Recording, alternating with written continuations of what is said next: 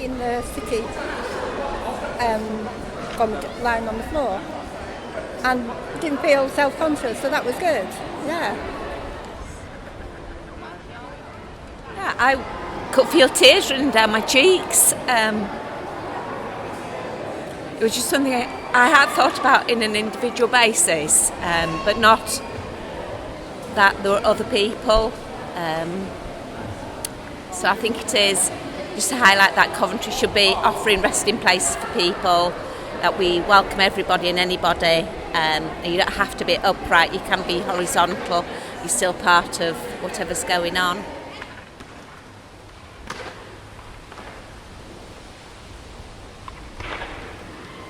I've lived with chronic pain for over a decade, and that means that I need to lie down a lot.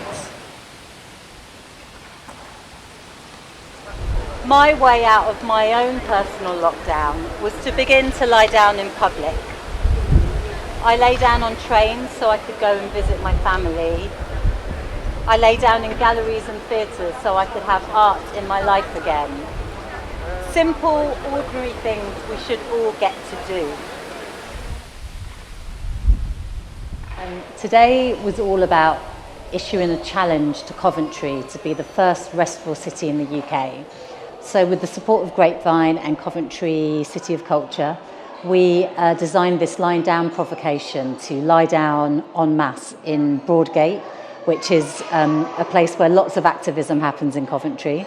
And then we walked to the cathedral and we lay down in the cathedral, and then we walked to Herbert Art Gallery and lay down there. And we kind of used this tool that Grapevine use in their social advocacy, which is a walk and talk, but we made it a walk and talk and rest.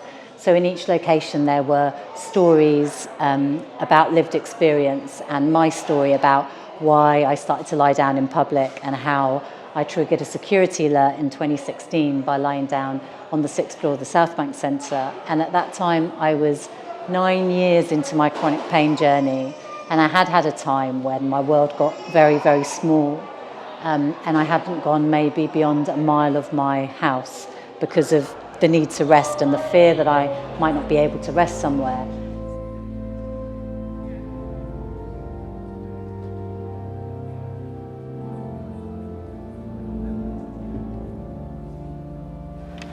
I know how passionate so many of you are about tackling discrimination and for disability rights, and it is fantastic that you are campaigning for Coventry to be the first restful city in the UK.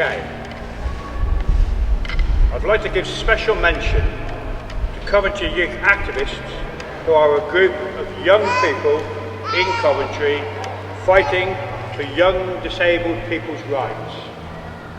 Special mention to Joey Mander, Thomas Ramsey, Prash Patel, Amanda Thomas, Nathan Gunton and Eli Neat from the group.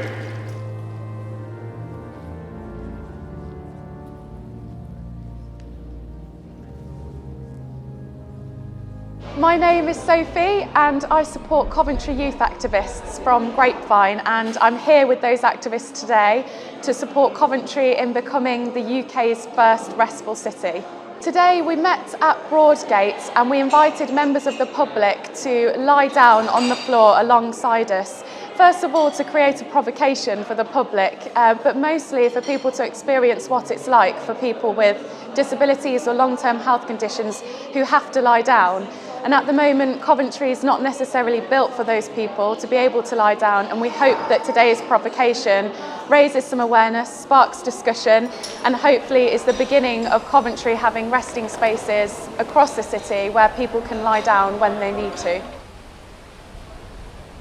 We hope that today will spark businesses across Coventry to want to have resting spaces in their place. So at Grapevine, we're going to be working on building connections with businesses in the centre. So imagine coming into Coventry City Centre, going to your favourite cafe, and there's a resting space there, maybe a big bean bag where people can lie down. And if that was in banks, building societies, shops, cafes across the centre, hopefully one day we'll normalise lying down when people need to rest, and it will be throughout the city.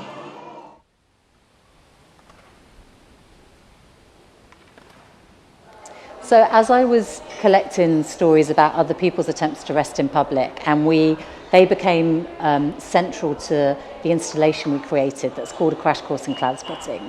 And what we discovered is that rest is more than, there's a poetic aspect to rest, that when you lie down somewhere, you get a different view, a different perspective of that space. If you lie down with art for a long time, you get a completely different experience of that. And we discovered that it can be a site for storytelling and for theatre. And something about asking people to rest as they listen, I think for us created this real bridge of empathy between the performer and the audience. So we've discovered all these poetic aspects to rest that we're going to continue to explore as a team. And part of the Lying Down provocation is about inviting people to experience that unusual view and to start thinking about how they can experience their city in a different way.